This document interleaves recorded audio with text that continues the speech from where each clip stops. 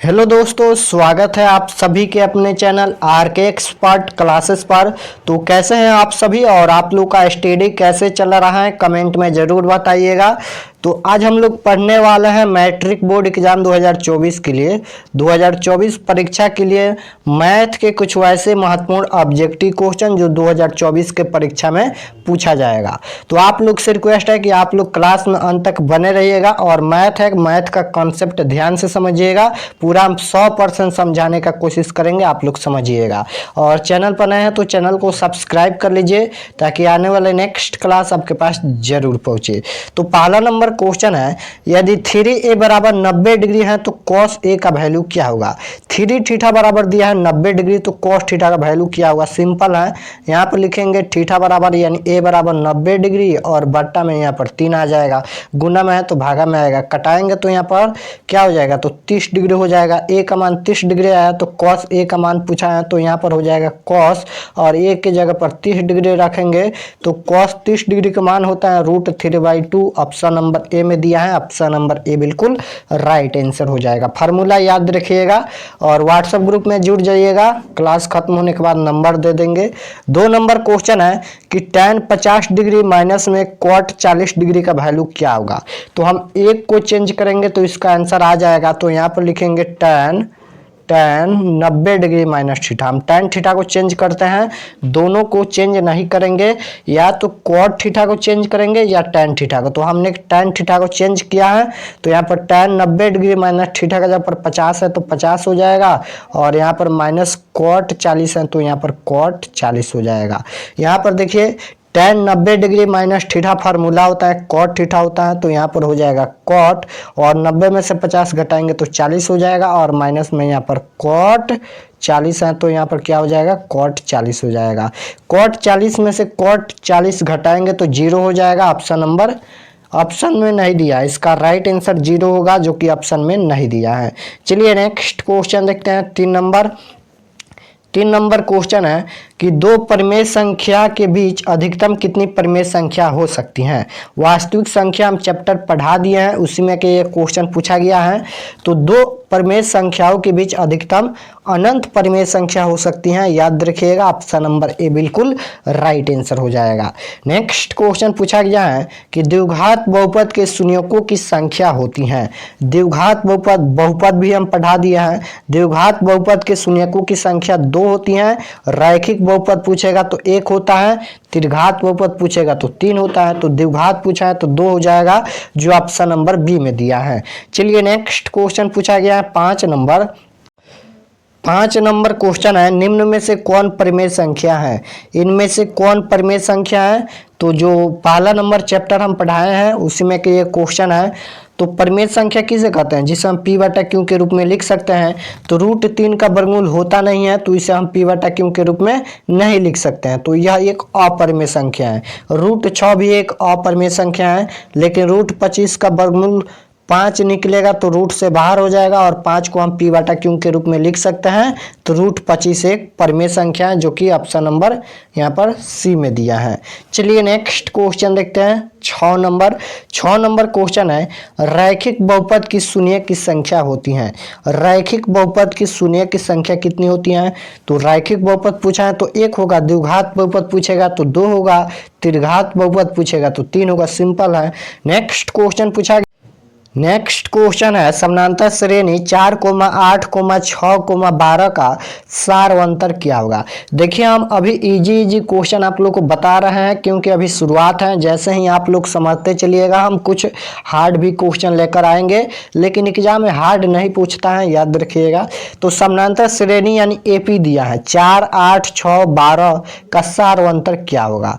यानी डी का मान बताना है, डी का वैल्यू क्या होगा सार अंतर। तो डी यानी सार अंतर का फार्मूला होता है a2 - a1, यानी सीधा कहें तो दूसरा पद में से पहला पद को घटाया जाता है। तो a2 की जगह पर यानी दूसरा पद यहाँ पर 8 दिया है तो 8 हो जाएगा, और -a1 की जगह पर 4 है तो यहाँ पर 8 में से 4 घटाएंगे तो 4 होगा जो कि ऑप्शन नंबर बी में दिया है।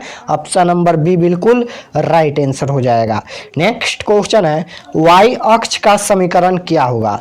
y अक्ष का समीकरण पूछा है कि y अक्ष का समीकरण क्या होगा, तो यहाँ पर देखिए y अक्ष पूछा है ना, तो यहाँ पर x बराबर 0 रख दीजिएगा, और यहाँ पर x पूछेगा तो y बराबर 0, यानी उल्टा कर देना है। तो y अक्ष पूछा है तो x बराबर 0 हो जाएगा, ऑप्शन नंबर बी बिल्कुल राइट आंसर हो जाएगा। नेक्स्ट क्वेश्चन है मूल बिंदु के निर्देशांक क्या होता है। मूल बिंदु के निर्देशांक पूछे या नियामक पूछे तो याद रखिएगा 0,0 होता है, जो कि ऑप्शन नंबर बी में दिया है। दोनों 0 होता है, 0,0 होता है मूल बिंदु के निर्देशांक। नेक्स्ट 10 नंबर क्वेश्चन है, निम्नलिखित में कौन समानांतर श्रेणी में है। निम्नलिखित में कौन समानांतर श्रेणी में है, यानी कौन एपी में है। तो जिसका सारवंतर यानी डी समान होगा, यानी बराबर होगा, इक्वल होगा, तभी वह समानांतर श्रेणी यानी एपी में होगा, और जिसका सारवंतर यानी डी समान नहीं होगा वह एपी में नहीं होगा। तो चलिए हम चेक कर लेते हैं सभी ऑप्शन को।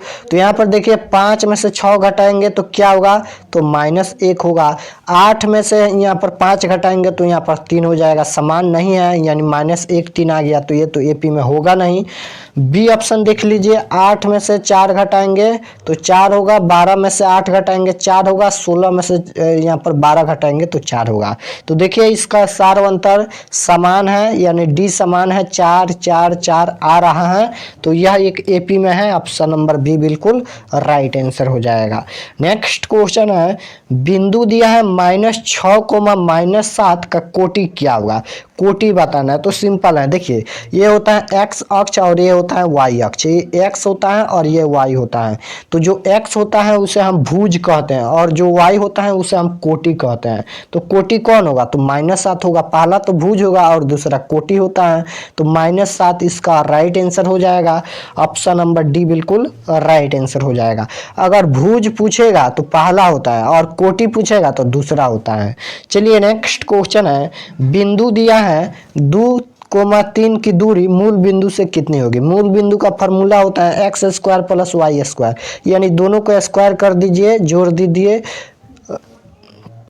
12 नंबर क्वेश्चन है कि बिंदु दिया है 2,3 की दूरी मूल बिंदु से कितनी होगी। मूल बिंदु से दूरी बताना है तो इसका सूत्र होता है x² + y², यानी 2 का स्क्वायर करिएगा और प्लस में 3 का स्क्वायर करिएगा रूट में। 2 का स्क्वायर 4 और प्लस 3 का स्क्वायर 9, 9 और 4 रूट में 13 हो जाएगा, जो ऑप्शन नंबर बी में दिया है।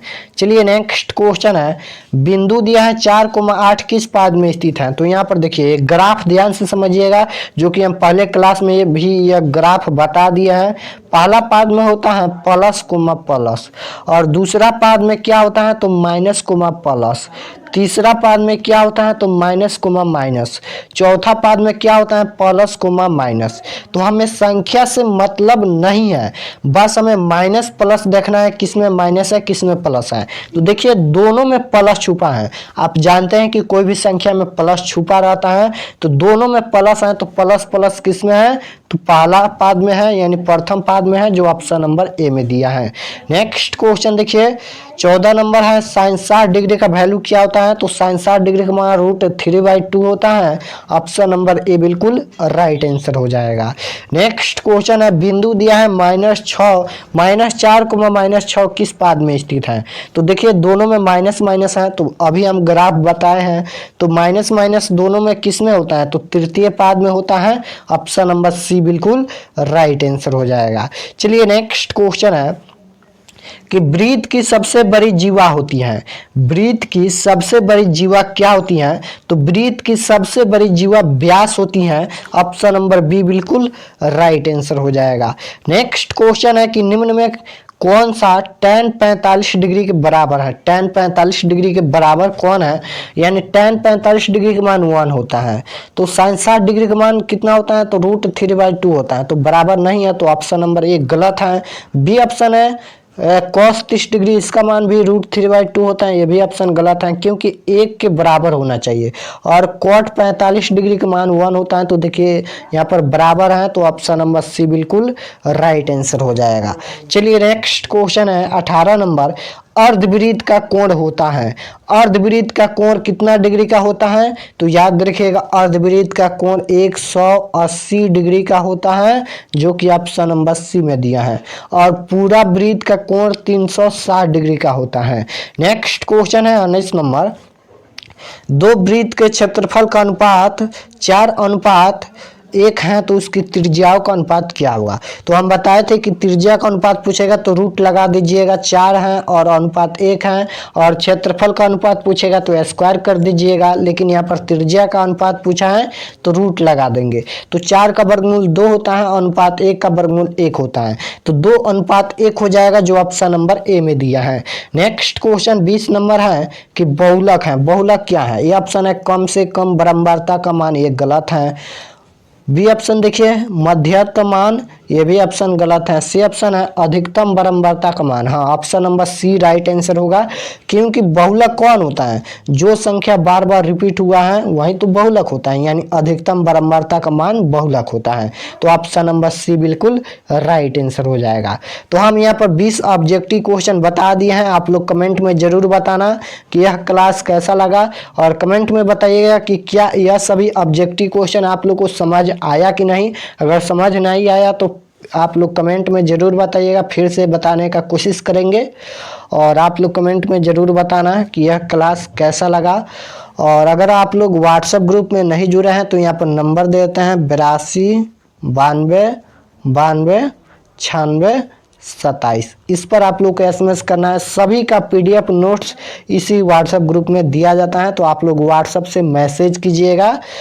तो मिलते हैं नेक्स्ट क्लास में। चैनल पर नए हैं तो चैनल को प्लीज़ सब्सक्राइब जरूर कर लेना, ताकि आने वाले नेक्स्ट क्लास आपके पास जरूर पहुंचे।